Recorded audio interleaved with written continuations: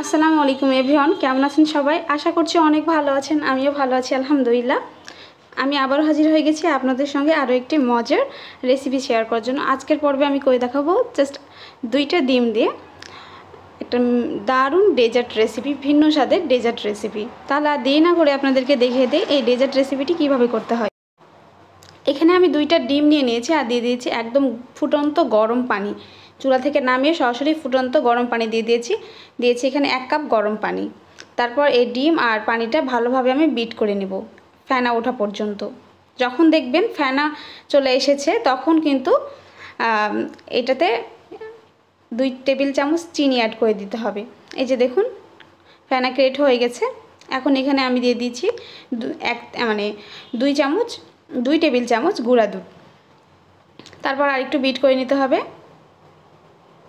তারপর দিয়ে দিতে হবে 2 টেবিল চামচ চিনি। চিনিটা আপনারা আপনাদের স্বাদ মতো দিতে পারেন, যেমন মিষ্টি পরিমাণটা খান ঠিক সেরকমই দিতে পারেন।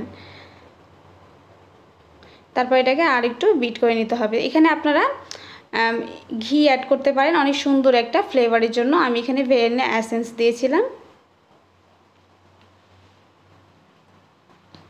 তারপর এটাকে আমি আরও কিছুক্ষণ বিট করে নিয়েছি।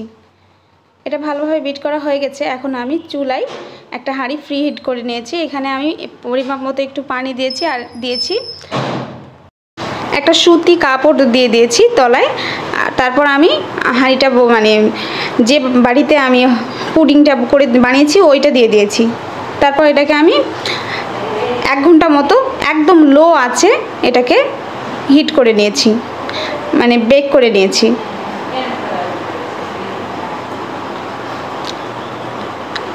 এখন একটা টুথপিক দিয়ে এটাকে চেক করে নিতে হবে ভালোভাবে কুক হয়েছে কিনা। এই রেসিপিটা কিন্তু অনেক ইজি আর খেতে তো ওয়াও, জাস্ট কি বলবো, এত সুন্দর ডেজার্ট রেসিপি আপনারা বাসাতেই খুব কম খরচে বানিয়ে নিতে পারেন আর খুব সুন্দর একটা স্মেল দেয়। দেখুন আমার ডেজার্টটা হয়ে গেছে, অনেক সফট হয়েছে আর খেতে তো জাস্ট কি বলবো, দুর্দান্ত হয়েছিল। একদম ভিন্ন স্বাদের এই ডেজার্টটা আমি আপনাদেরকে কেটে দেখাচ্ছি কতটা সুন্দর হয়েছে। এই যে দেখুন কতটা সফট, অনেক সফট আর খেতেও অনেক মজা, একদম ভিন্ন স্বাদের। আপনারা যে কোনো সময় চাইলে এই ইজি রেসিপিটি বাসায় বানাতে পারেন।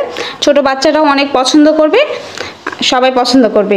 তাহলে ভিডিওটি যদি আপনাদের ভালো লেগে থাকে তাহলে অবশ্যই লাইক কমেন্ট করবেন, শেয়ার করতে ভুলবেন না। আমার পেজে নতুন হলে অবশ্যই একটা ফলো করবেন। আশা করছি সবাই সুস্থ থাকবেন, ভালো থাকবেন। আল্লাহ হাফেজ।